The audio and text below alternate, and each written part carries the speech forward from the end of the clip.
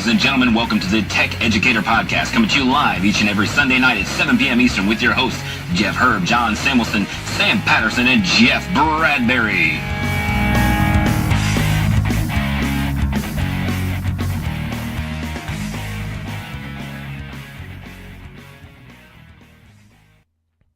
Hello, everybody. It is Sunday night, October the 20th. Welcome to the 33rd episode of the Tech Educator Podcast. My name is Jeff Bradbury from TeacherCast.net. Thank you so much for joining us each and every night. There's, of course, several ways that you can connect with us. We love it when you check out our website, TechEducatorPodcast.com, where you can check out all of our audio, our video content, and subscribe to our YouTube channel by going to TechEducatorPodcast.com and clicking on that sidebar right there where it says YouTube links. We are doing amazing in that category, and we say thank you so much for joining us. We have two co-hosts today and a few puppets. Today we are talking all about those little things in those favorite apps of yours that maybe you like, maybe you love, and maybe you didn't know about. We're also going to be talking about some great conferences.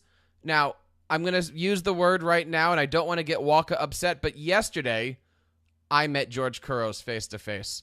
And so we're going to be talking a little bit about the Edscape conference that happened yesterday and about George's amazing keynote that I had the pleasure of recording. But first, I want to introduce our co-host. I want to bring on Mr. John Samuelson. John, how are you today?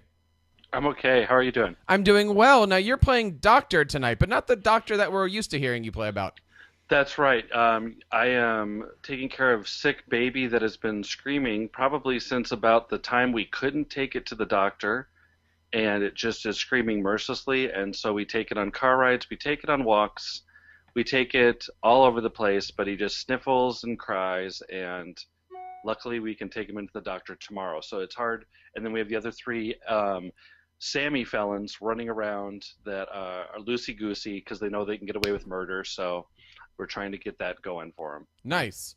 Let me clear one thing here. Good. Every now and then we have a little audio glitch here. But if you're out there watching, thank you so much for joining us. You can follow us on the hashtag TechEducator.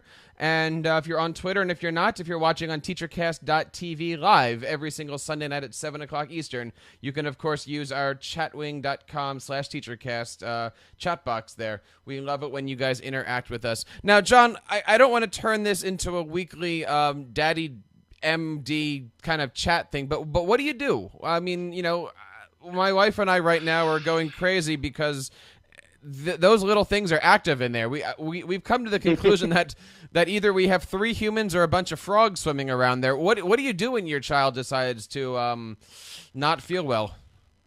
It's hard with it. You know, it's easier when they're a little bit grown. I have to say, I'm more of a fan of the grown, like 2 years and up child. Until it gets to about 2 years, that's really Marnie's territory, and she's very I mean, she's totally patient and stays up most of the night, and then I give her a chance to sleep, and so we kind of have to trade it off like that a little bit. But yeah, she feels bad for Adam, and I do too. But there's just nothing we can do. So we dose him with, you know, medicine to get his temperature down. We wipe his nose and hear him scream. You know, and there's really nothing you can do until Monday when you try and take him to the doctor and see if you can get some proper meds in him and see what it is. But we're not sure. We thought it was teething, but it's not teething anymore. I think it's something completely different. So you just kind of have to grin and bear it. You have to suck it up. Well, I'm thinking, and if you're out there listening, and you might want to help me out with this, but I am thinking of starting a new parent chat. It'll be a 24/7 chat, and it'll probably be happening sometime in the middle of January through 2034, I believe, is when we're going to finish it off. So if you're interested and you're a new parent or have any advice for some poor person who's having 3 kids, we would love to hear from you out there. Want to introduce our other co-host. He is the creator of Waka Patooey. I want to bring on Mr. Sam Patterson. No, Sam Patterson. How are you today? Hey Jeff. How are you doing? I'm doing great. I'm doing well. Could you do me a big favor, my friend? Can you move slightly to your left? Oh, there it is. There you are. Is that my left in your world? That is, yes, your Okay. left. Stage left, by the way. Tell us, my friend, how are you doing? How is Patooey? And, by the way, I shook George Couros' hand yesterday. Oh, can we talk about this? Because you said you met George Couros, and I was like, oh, that's so exciting. Yesterday I just wasn't on social media much, so there must be a tweet from Jeff in here about meeting George Couros to me. And I looked, and Jeff, all I have is direct message spam from people I've never met, and nothing. Why do you have direct? Nothing from you. Why do you have direct message spam?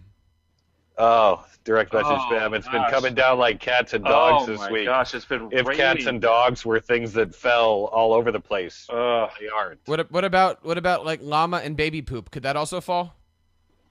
Yeah. Llama tipping.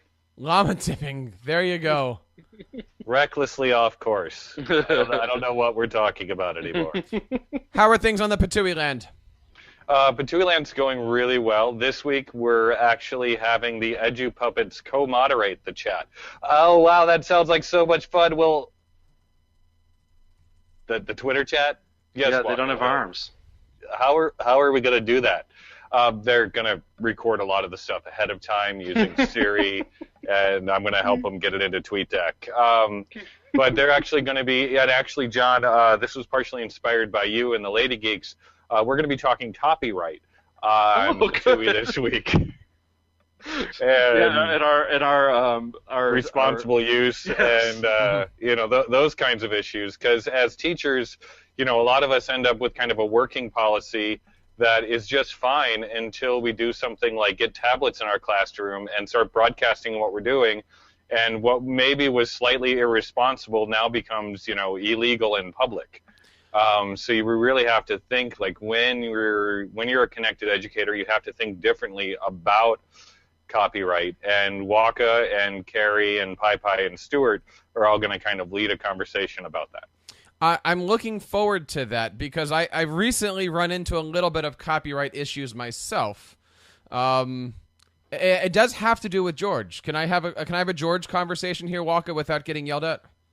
Oh yeah, he's my favorite. I just wish that when you hang out with him, you'd like tweet a picture at me or something. That's all. That's right. You have to take a selfie. No, with wait, no, them wait a and tweet minute. it. Wait a minute. Yeah. John, I'm arguing with a puppet here. I actually did. You're losing too. No, I'm not. You really are. Did I? Just letting you know. This is my show. Did I or did I not tweet you a picture of George looking at the presentation window yesterday? I did. I know I did. It was. I don't know about that. I don't see any tweets from you here yesterday at all. Check your iMessage, my friend, because I sent you a picture of George looking at it with the message hashtag. Please put a picture of Waka in here so George is looking at Waka on the stage. Well, then you said that to Sam. I don't have your iMessage. I don't have an iMessage. I just have a Twitter. I was brought. Why am I arguing, John? How are you doing today? I'm okay. He's just saying what Waka is saying is you have to tweet it. You have to mention him in the tweet. I was You can't kind of iMessage it to him. I was kind of It's live just broadcasting. Here's the cool part about yesterday. all We had excuses. over 500 people watching George's keynote yesterday. That's incredible. I mean, yeah, I've seen when I first ran into George on EduCon a few years back. He pulled in a bunch of people. There's at least 230 people in there, and that was 4 years ago before it was really starting to gain strength. So I can believe that. I want to say hello out there to Katie Ann, who is watching us live via teachercast.tv. Also want to give a big shout out to a few other great educators like Adam Clark, who's at Mr. A Clark 29, who's out there. Want to say thank you so much for watching. Again, you can watch us here every single Sunday night at 7. Katie, by the way, if I can mention this, is the author of a great online course, Sam. I don't know if you know this one or not. If you go to learn.teachercast.net, you can find a great course from Katie on how to use green screen technology. And, I saw that. And that is amazing. I also noticed that Katie has a lot of other great screencasts also. She does some really great work. Very clear, very to the point. Not a lot of extraneous puppet nonsense. Well, usually the word puppet Admirable. and nonsense go in the... Anyway, so Craig Yen is also watching us right now. We want to give a big shout out to Speaking of Craig Yen. nonsense. Craig Yen, by the way, is not only an edu rock star, he is a human edu puppet himself, I think. He is all over the place, including was an awesome moderator last week at RSCon, and I think we need to give John, I think we need to give him a big round of applause here.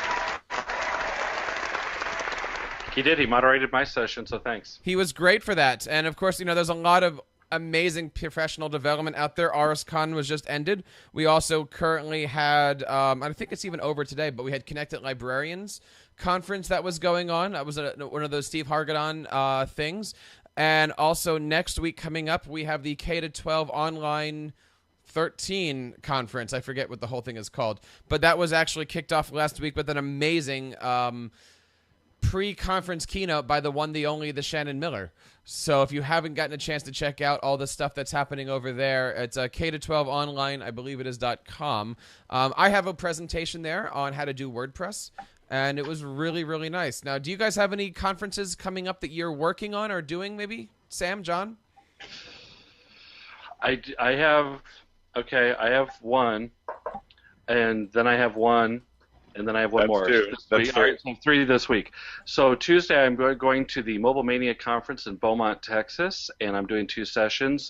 Beaumont, not an easy drive for me. It's 4 hours one way. Oh, go ahead. Would that conference involve any dancing? I don't know. It might. I could dance there if you want me to. Are you allowed to dance in Beaumont now? I think you can dance in Beaumont. If it isn't, I'm going to do it and break the law then. You don't have to quote from Ecclesiastes about dancing and no, I don't think so. I think that was Footloose, and that was in Nebraska, I think, right? Wasn't that the town you couldn't dance in Footloose? Which was really shot in Utah, by the way. Thank you very much. That's a little tidbit for you. Then on Wednesday, I'm actually doing a panel with, ready for this one, George Couros in Austin. Yay! And I'm also doing it with my friend Greg Garner and EdTech Sandy Kay, both of them. And then on Saturday, I'm doing a Region 12 conference where we're going to be talking about Live Slide from Atlas Learning with some good people from the Belton School District. So I've got 3 this week. I hope I can slow down at some point, but I can't right now. That's pretty impressive. I've got one at the end of this week, a week from today.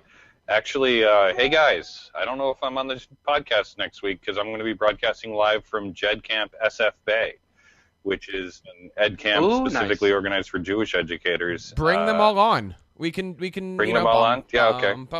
We can all, we can.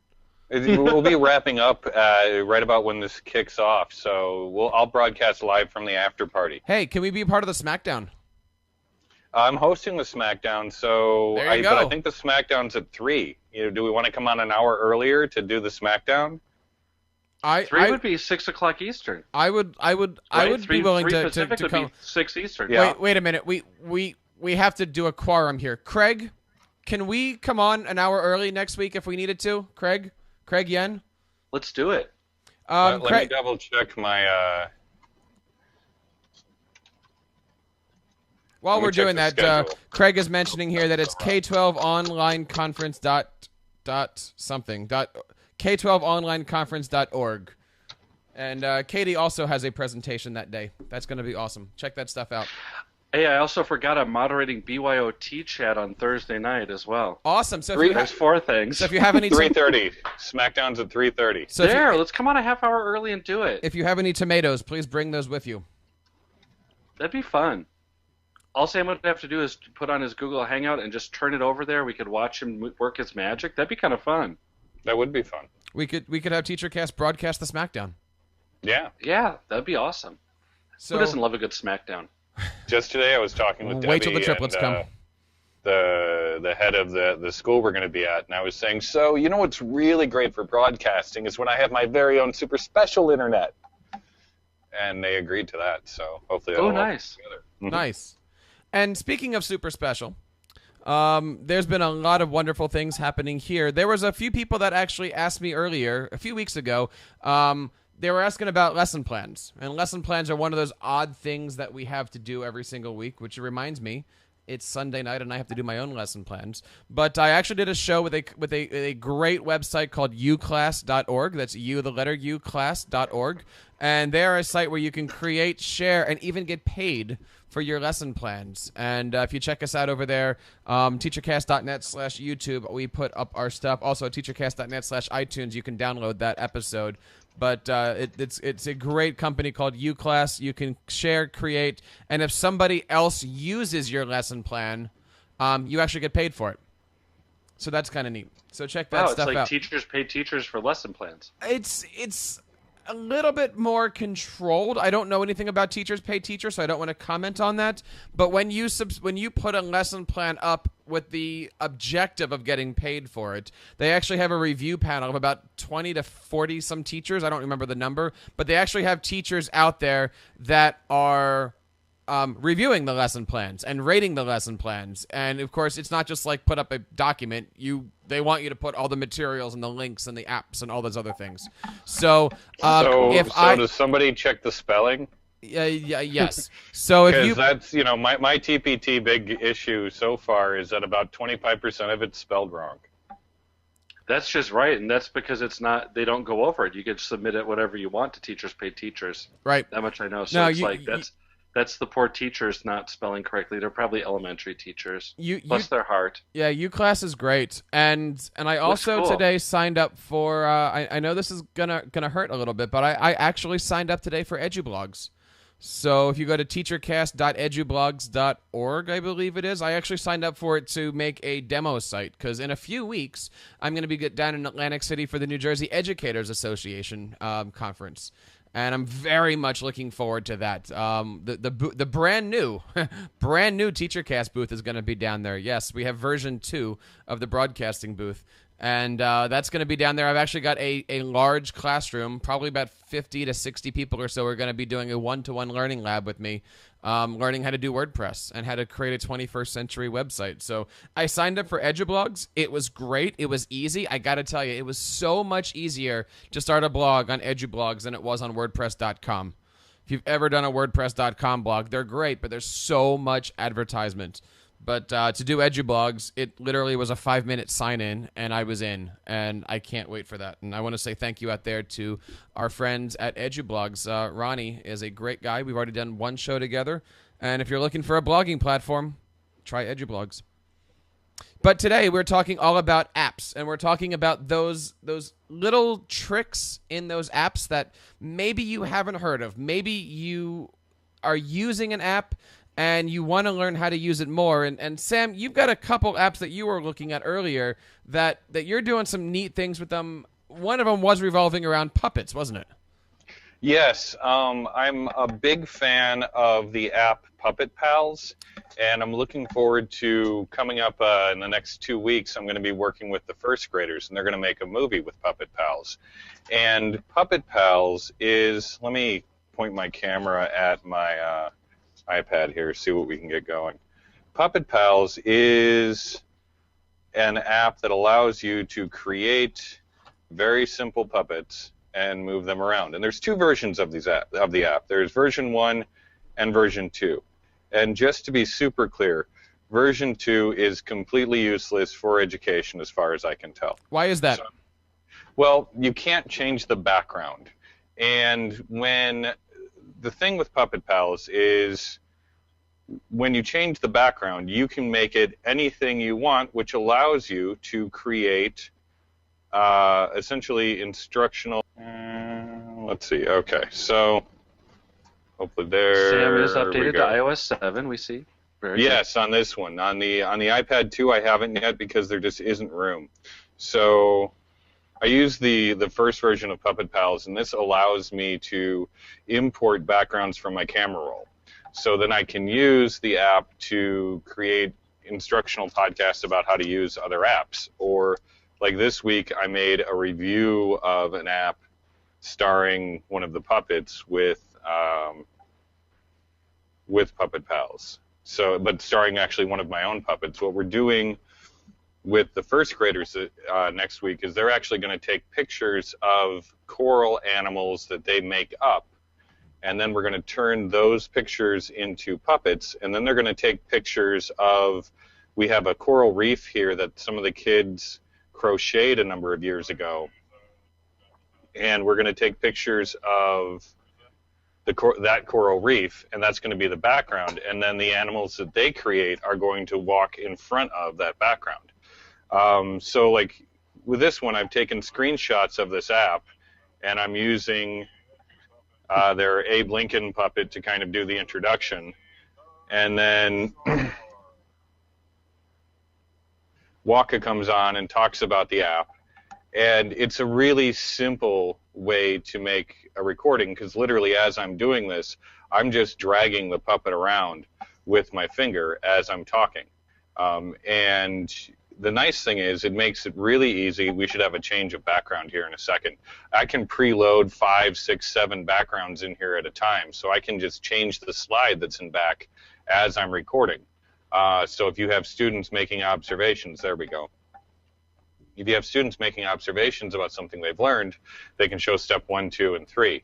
And now I'm using Waka shamelessly like a pointer, where he's going up and talking about the different data sets that are in Daisy the Dinosaur. So that's what I really like about Puppet Pals, because even though this app is designed to create, funny puppet shows about zombies in the Wild West, you can easily point it to good instructional uses, and the kids love playing with puppets. I'm a major fan of Puppet Pals. If anybody follows the account at JediPadMaster, our good friend Toby Price, he uses Puppet Pals constantly for Grog the Zombie, which if anybody's ever followed TeacherCast knows that Grog the Zombie was our first, and still is, our first national mascot here. Right. Toby is my Puppet Pals mentor. Yes. He does so many great things, and he's the one that brought it to my attention that you can grab an Oprah preloaded puppet from the talk show host set in Puppet Pals. Well, that's because Toby has a can you officially have a man crush on Oprah? Yeah, you can. He does a spot on impersonation of her too, really. Well, yeah. Don't you think? It's the thighs. But yeah, absolutely. It's in there. And so that's a really cool thing. I didn't know that Puppet Pals 2 took away the background image. That's too bad. Puppet Pals 2 does some really neat stuff if you're looking at it just for, I want to create a digital puppet show. The characters look a lot more like the Jib Jab characters with the moving mouth. Yes. And the limbs are all posable. Mm-hmm. And the background scrolls as you walk through it, so it's much more like you're creating an actual animated movie puppet show, and it's not just on a stick puppets. So I know why they made the choices, but you can't import your own rolling background. So from an instructional design standpoint, I can't do as much with that as a teacher, and there's too many little choices for the kids to make. Mm-hmm. If they're going to get hung up on the fact that the arm doesn't flop like they want it to flop, and they're going to re-record it 8 times, and be trying to move all of the limbs exactly like they want it to move. So I see a lot of potential for kind of pointless frustration there, where I don't mind getting kids to a point of frustration. I want it to be a fruitful frustration where they're going to learn something, and that ultimately what they're going to achieve is really cool and not just amusing. I get it. You were talking about playing with the limbs, and you called it pointless conversation. I get it. You guys are priceless. Yes, thank you. That's a good one. That's Yes. a good one. John, how about you? Are there any like little tidbits and apps and stuff that you've come across that you're using either with your kids or in your daily? There are. I mean, there are some really good ones that I'm trying to go with the theme of like different types of, I don't know, like Easter eggs or different types of hidden kind of features, and I still always kind of go back to. I don't know. I go back to some of the ones that are a little bit simple, like Ask 3, and I don't know if it's a hidden feature or whatever, but when you go through Ask 3. I think that's one that you really have to kind of get interactive with a little bit, and you can go through and create the movie, the movie that would be your lesson or whatever, kind of like what Sam was doing a little bit right there. And then if you can create the class and learn, I think the trick is if you can create the class and learn how to get the kids into the class, then they can use it very effectively. And I think that sometimes right now for Ask 3, I think that's the difficult part of it when I've been trying to get teachers to use it a little bit more, is the whole importing people into the class thing. And so sometimes you just really need to sit there and go through some of these different apps and what is Ask 3? So John, generally I've found that those community class things work a number of ways. One is they have a secret code. The other is you have to essentially add them yourself by way of a comma-separated value file. Right. Which does Ask3 do? So Ask3 is the one with the codes, and that's one I've been working with a little bit too. Is like trying to, I can't figure the thing that I'm having a hard time with as I'm doing more professional development and less work with students right now, is how to get people to a website where you can go through, and I know I want them to get to this website.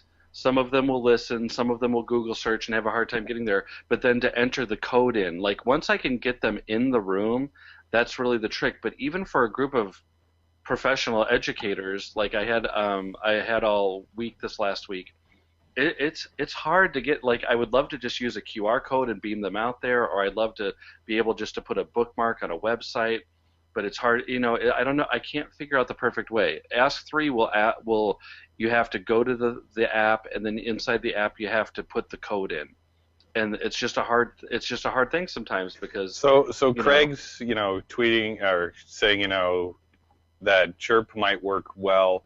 Oftentimes what I've done in that situation, John, is I've built an Evernote document that has not only the code I want, but like a screen capture picture of the page, and then I drop that long URL into my Google URL shortener, and then I've got the Google URL that I put on the whiteboard, but then I also project the QR code on the screen in front. So they can either type in the URL or scan the QR code. Mm-hmm. And once they open the document, at the top of the document is also the QR code and the URL again, so the person next to them can copy it easily. Mm-hmm. I think that sounds like a good idea. The hard part for me is, in a perfect world, I wish we could all agree that every teacher that I would come in and come into contact with professional development would actually have the knowledge, the working knowledge, in just a QR code reader. A lot of them don't. And then I agree with Craig. Chirp would work great. But then what I've found, Craig, is that Chirp, as much as I love that app, it was on the Wi-Fi that I was on last Thursday and Friday. It's actually kind of blocked. So like you have to be over Wi-Fi to get the Chirp going. And then a lot of people don't know about Chirp as much as I try and talk about it and evangelize it. It's just a free app. What do you mean you have to be over Wi-Fi to get the Chirp going? Chirp works acoustically. Chirp, you can't. Chirp isn't. I found is having a hard time working lately, and I couldn't even show it to people because I was on this kind of firewalled Wi-Fi on Thursday and Friday. So on my phone, I can go ahead and chirp it, but then I'm trying to chirp it to my iPad, which isn't on a cellular network, it's on the Wi-Fi.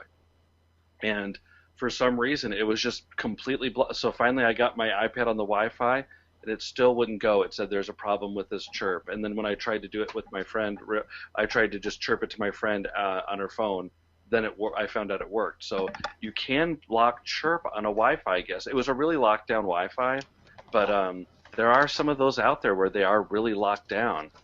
So and so that's what I think the Evernote thing sounds pretty good though. I wish that when we go to conferences, maybe we could agree that we should have some QR codes, because I was surprised even at the ICE conference when I was there in late February in Chicago. I put out just kind of like my links and QR codes, and I had more people asking me what those were and then which QR code reader to download, and showing them how to create them rather than people going to my resources, which is a little disappointing, because you're like, I thought that we were at the point now where people kind of knew what QR codes were, and, Well, and it's interesting because, we're always trying to figure out what part of, which part of the tech adoption population are you working with?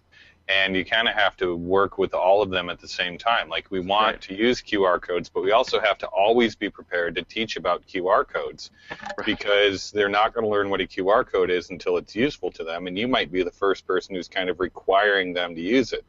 And I've found working with teachers with tech integration, if you're going to request someone use something, you have to be willing in that moment to show them exactly how it works. Yeah. And, you may not have figured that into your time for your presentation, but if that's what they need, then, maybe that is going to make all the difference. Right. So yeah, so it's tough, but I mean that's where we're at. So yeah, that's one of the things. So I think that Ask 3 is a great app. I've been showing Live Slide a lot to some educators too, and that requires them to get to one. I'm going to have to figure out the one solution. But you know what, Sam, your Evernote one sounds pretty decent. I've noticed also though that when I was training, we the first app we showed was Skitch, and Skitch is now you have to really look for the button if you don't want to sign up for an Evernote account. But just how many people don't have the Evernote accounts or don't know what Evernote is at this last training? So I was like, okay. So then we actually went in impromptu and I showed them what Evernote was for them and why they should sign up for the free account. I did the same thing yesterday for Edscape. I was doing a whole presentation on podcasting, and then nobody was in my room for the last session, and I just sat there with a few teachers showing them all the work that I've been doing on Evernote. And again, that's thanks to being on this show. My kids are doing some amazing things using Evernote. Yeah, that's great. Sam, why do we have a duck that we're looking at? What do you got there? Well, I wanted to show you guys another app. One of the things that I do. Sam, would you check your email? It seems like you have a few unopened emails there. Oh, I thought you just. Oh, you know what's great is that number is so much. I don't know where that came from. I've actually been chasing that notification around. When I upgraded to iOS 7, my phone mail said I had 5,000 unread messages because of how it interacts with Gmail. How many of those were from Craig Yen? I think all of them were. I actually ended up taking, on my phone, I took the Gmail out of the system mail and put it just in the Gmail app because the system mail was saying that I had thousands of unread messages. And frankly, it was just too stressful. But 618, that's kind of an auspicious number. I'm good with that. What I wanted to show you was that in blogging, I use this app Blogsy. And it allows me to post to different blog platforms. And it's really nice. You can see along this sidebar here that it's got integration with Vimeo, YouTube, Facebook, Instagram, Picasa, which is kind of amazing because I keep assuming Picasa has disappeared, but it hasn't. Flickr, the iPhoto, and then just a web search. This allows you to bring all of those things into your post. But what I really like is the fact that I can publish as, nope, it's not that button. There's a draft switch, so I can turn the draft on. So I can publish from my iPad in draft format so that when I open it on my desktop, I can finish it. But this allows me to get the photos on there easily because one of the things I've noticed with Blogger is my photos aren't necessarily always where it's easy for me to get them to my blog, because I take so many photos now with my iPad that's on my school address. I've got my Google Apps for Education, so I have to sign out of one whole set of accounts and sign into another one, and then try to get to the photos. So using the draft function and making sure it's actually posting to the website as a draft is a really great way for me to create good draft work on the iPad and then be able to access it later, because I'm not generally happy with all of the formatting that Blogsy does, and I like to be able to go in there and change it afterwards, but I do like being able to compose from my iPad. And now, when you're writing your blogs, are you using the native keyboard, or do you have an external keyboard that you use for that? Generally, I'm using this keyboard, which is a Zag Bluetooth wireless keyboard that's kind of part of this case. So you are. So it actually is okay.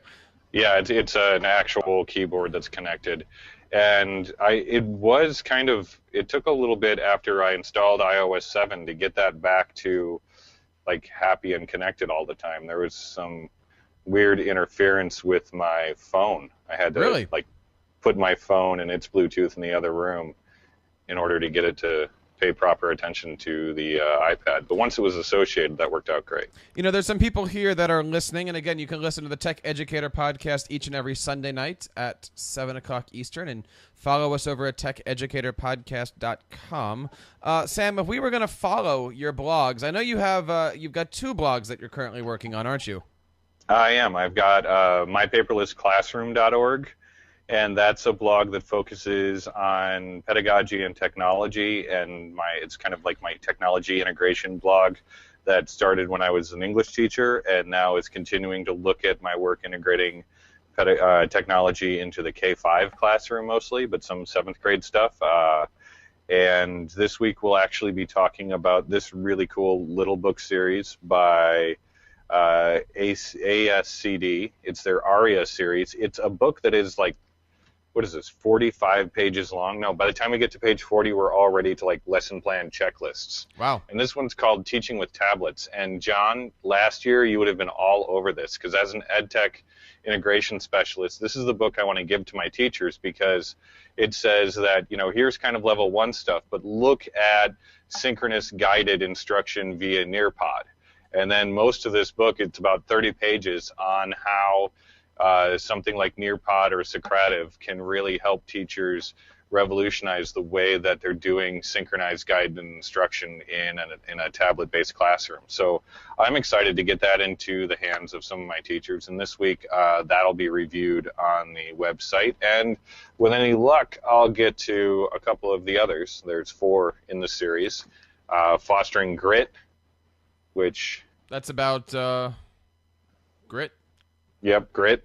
The 5-minute teacher, which I think might be about what I was doing a couple of years ago. I should have been putting in a whole day, but and then grading and group work. I think the inside of this book is just going to be but hopefully they'll actually have some good answers. And Sam, the other blog I have is bethedistraction.org, which is my high engagement pedagogy blog. So when I'm writing about what I do as a teacher that doesn't involve tech as much, it usually ends up there. I've started a new blog, and Sam's been helping me with it. It's called drive.google.com, and I'm blogging all about this book right here, Developing the Curriculum, where every week I have a new lesson assignment based off of this wonderful text right here. So if anybody wants to read any of these blogs, good luck. That's quaint, Jeff. Your book is an actual book. Where every week we are blogging. Is it officially blogging? We're blogging about curriculum design. Well, you know what Matt B. Gomez does, other than everything awesome, right? Is if you look at his blog, he's doing his grad work. It shows he uses the blog post to do it, and just puts a little header on it that says, "This is for my such and so class. You can ignore this if you want to." So I thought, that's really a great way to do it, because you're there already. You know where it is. You're going to be able to find it later. You can put them using, hyper text descriptions in there that the teacher can't see, and have some fun in a meta way. It's quite amazing sometimes the stuff that we do. And if you haven't followed Matt, his blog and his podcast and stuff are really, really cool. So check out that stuff. We have a few minutes left here, and I wanted to kind of bring up a subject that's going to be happening this week, because I know you guys are both mild fanboys, but this week we have the next Apple keynote coming out. Are you hearing anything about it? Are you interested in any of the new ideas? I mean, would you be interested in an iWatch? Are you interested in a real physical Apple TV? What do you think about the idea of new iPads coming out? We just got our last iPads in. Wasn't there an Apple keynote like at the beginning of summer? A couple months ago, right? But they still have more to cover, which of course everyone's thinking that means they're going to redesign the covers on the iPads. Sam, you know what? That you can never stop innovating. Or trying to make money. Or marketing. That's right. Exactly. Okay. I have to say, I don't know if I know that I tweeted out a little link to it. I wasn't aware that. So I thought when I tweeted it, I thought the same thing as Sam. I thought it's a little bit soon, but I think that they're going to announce the upgrades to the iPad. So I'm always interested to see what upgrades are going to make to the iPads. Somebody was asking me the other day for iPad advice, and I still say I really enjoy I have switched over now and really just enjoy the iPad mini more than I enjoy the regular sized iPad. Why is that? I think that it's an easier size to manage and carry, and I don't know. I just really use it a lot more than I was using my larger iPad. So I had an iPad 4, and I actually even just gave it up to one of my friends and said, okay, you know what? Why don't you use this for now? I'm totally satisfied with just using the Mini to present at conferences, and Now, I just am. What would you prefer with your kids? I mean, okay, money aside and things like that. Do you see your little kids being able to use an iPad Mini just as they would a full size iPad? Is there a difference? I mean, I've never really played with the Mini yet. There's, you know what? Target. They're really what? they're Whoa, really- wait a minute. What do you say? Who's this? iPad bad. Your Batman? No, Batman. Yeah. Batman has hair. iPad bad. No. You're Bateman. The E is silent. You're Batman, but Batman has hair. Well, that's kind of cool. So you're Batman, but you're Bateman. iPad bad. Anyway, John, go ahead. So I have to say that the Samuelson children all have iPad Minis. All three of them have iPad Minis right now that they use, and they use them a lot. So yeah, it's a very I have a 4, a 7, and a 9-year-old that all have iPad Minis that they use. And so after being able to get those for them, I thought, you know what am I doing? I just need one of those, and I'll give back the super big one. It just something about it to me just appeals to me a lot more. It's easier to carry around in your backpack. It's a lot easier. So yeah, all my kids. John, actually I'm do have envisioning iPad an Minis. active back channel during dinner, like the Yes. Samuelson kids all sitting there on their iPad Minis, snarkily commenting on how many mashed potatoes you're taking down. No. They're all sitting around the table, Walker, going, "All right, do you want to get sick next week? Okay, I'll get sick next week. Okay, That's right. We'll make sure that he gets poop on him now." Now, How do we miss school? the one thing that I am looking forward to is, well, I'm looking forward to two things. I'm looking forward to Mavericks, only because you will now be Yes. able to use iBooks on your desktop. Yeah, and I think that was the original thing that I wanted to try out. That's going to be a first game one I changer. was And there. by the way, have you noticed on iTunes yet they've already switched that over? If you're in iTunes on your iTunes store, instead of saying download to iTunes, it actually now says open in iBooks. Oh no, I had noticed that. Okay. But you can't look at you know obviously right now if you're using normal Mac stuff, that button is inactive. However, if you're a developer and you're actually using Mavericks now, that button is active. So they've already started making these little Easter eggs, if you want to keep with the topic here, for how things work here. So I'm looking forward to doing that. But I got to tell you, as a broadcaster here, the second thing I'm looking forward to is what my wife and I are calling the last big purchase I'm ever going to buy. But I'm looking forward to whatever the price range is for the new Mac Pros coming out. Because once that thing happens, you're going to see a lot more stuff coming out of TeacherCast Broadcasting. So Is that black one that looks like a lozenge or a neck pillow? You can't really tell. It's a tranquilizer pill for like an elephant, but yeah, it's. I'm very much looking forward to it. If you get a chance to see my desk that I'm looking at right now, it's clutterful. So I'm very much looking forward to the Mac Pros, and I hope that I can buy one because right now I'm looking at my CPU usage. And I'm cooking right now. It's 99% that I'm using of my processor to do these TeacherCast shows. Wow. Yeah. And yet only like 10% of your brain. Hey Jeff, I was going to ask you, what do you think the price range is going to be for that? I mean, what are you? Is it like going to be between $2,400 and $2,800? Is that where it's going to fall? That's a two-part question for you because as you know, the Mac Pro is just the Mac Pro. On top of that, it's the $999 flat screen monitor. So I've no idea. I would love it if they came out and said, "Hey, it's free." I'm hoping it's around $2,500. Okay. I'm hoping it is because they're not paying for obviously, equipment and stuff goes up, but it's a lot smaller of a footprint that they have to build. And thank you, Craig, for tweeting out that I'm using 10% of my brain. And so yeah, considering that I'm not getting rid of the current Mac that I have, I'm adding to it. And the idea is once I move, we're going to have a lot more green screening effects and we're going to have a lot more production value here. I'm hoping I can afford it.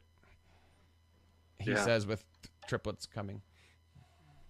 That'll be it. That'll be your last one. It's either a car or your MacBook Pro. We You're have to gonna buy go the car MacBook for the Pro. wife. We have to buy the car for the wife. So that Yeah, we had to buy the second car after the fourth child. Finally, we could fit everybody. Then finally, once the next kid kicked in, we didn't have enough room unless we threw my daughter in the trunk. So I'm not allowed to do And that. you're in Texas, so you can do that. I But can in do that, most yeah. states, you're not allowed to. See, Right, I so- tried to throw the kid in the trunk, but the problem was the kid is still attached to my. Anyway, I want to say thank you so much for everybody out there who's watching. John, tell us a little bit about what you're doing this week on Techlandia.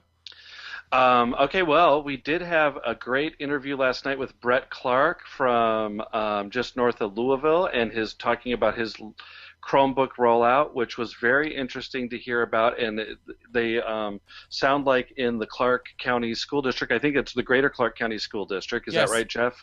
That it sounded like they just have some great thoughts about like a very progressive superintendent and school board, and it was just very interesting to hear the forward thinking of Brett Clark and how he got the Chromebooks rolled out in very short time, about 6,000 to 8,000 Chromebooks, and Yeah. it was interesting talking to him. So we talked to him, and we're getting ready to upload the Tony Sinanis interview from the week before is done too, and that was still a great one. So I think next week maybe we'll take off from the interviews, but Brett Clark and Tony Sinanis were two great interviews that we're going to put up on iTunes and wherever else, Stitcher Radio, very soon. I will tell you, John, I have no problem talking good things about Techlandia.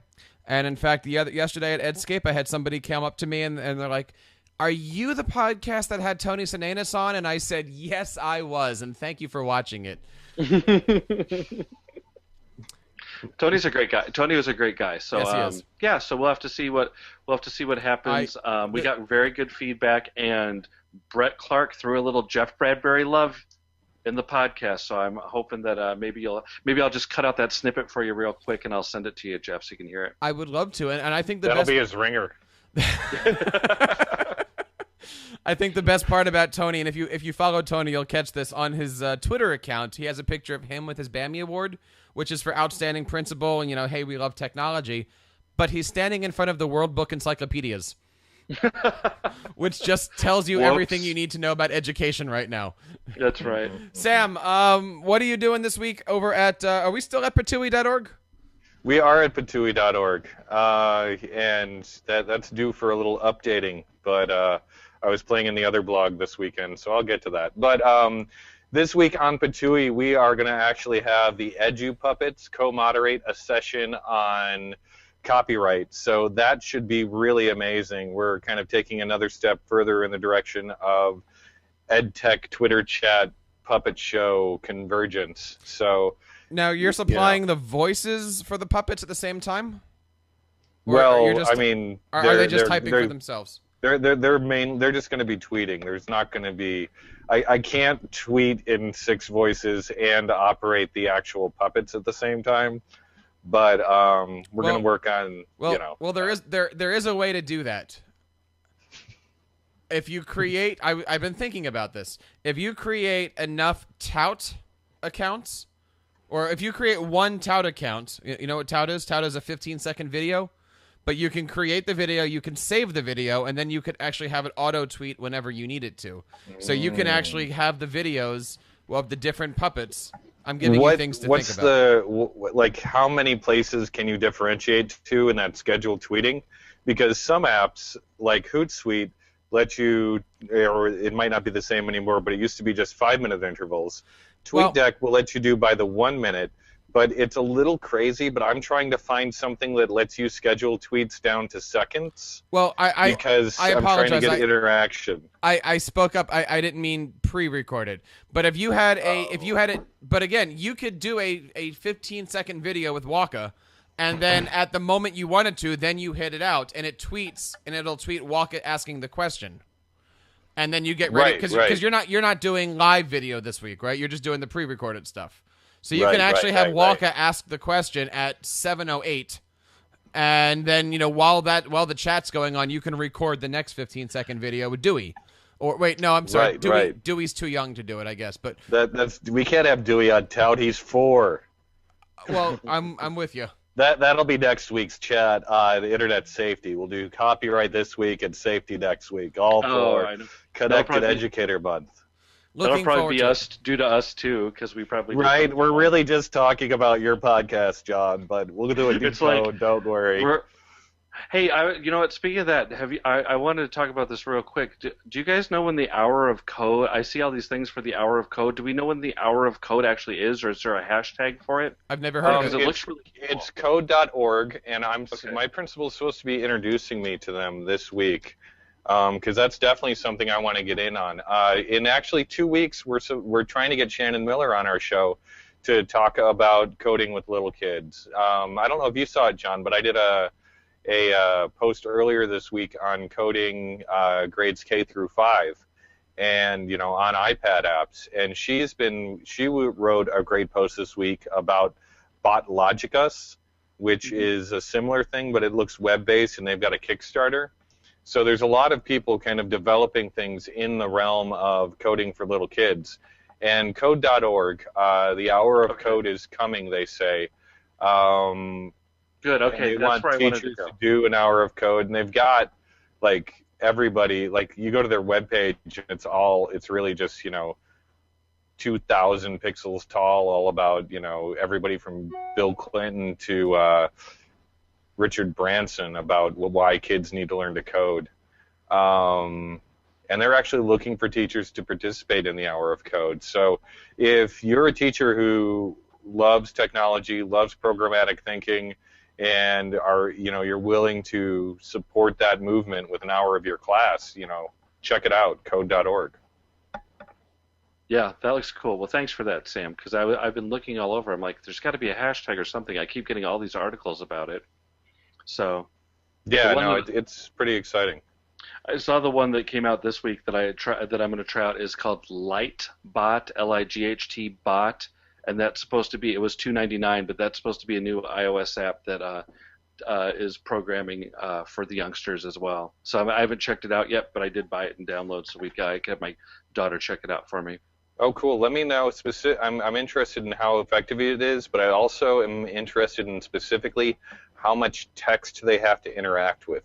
Because like the Codable app, which I absolutely love, we got to get the Jonathan on here. He's behind that.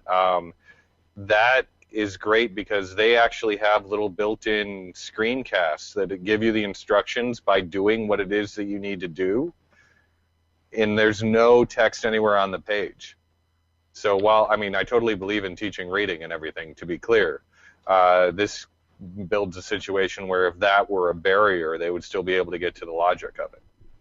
Cool. Nice. All right, that's it. We, of course, want to say thank you to everybody out there for watching the Tech Educator podcast and participating in TeacherCast Educational Broadcasting. We had some great tweets out there from Craig Yen and Teresa. And, of course, stick with us at 9:30 in only an hour and a half. We are going to be bringing you Principal Cast, version number 6. And tonight they're going to be talking all about some of the great stuff that's happening in principal and administrative professional development. My name is Jeff Bradbury, and you can check out more TeacherCast broadcasting by going over to teachercast.net/YouTube, where you can find all of our great videos, including the George Kuros keynote from yesterday over at Edscape, and also our panel discussion. And, of course, you can find out more here at TechEducatorPodcast.com. Thank you so much again for joining us each and every single week. We will be with you next Sunday at 7 o'clock. Until that time, please keep up the great work in your classrooms and continue sharing your passions with your students. Good night, everybody.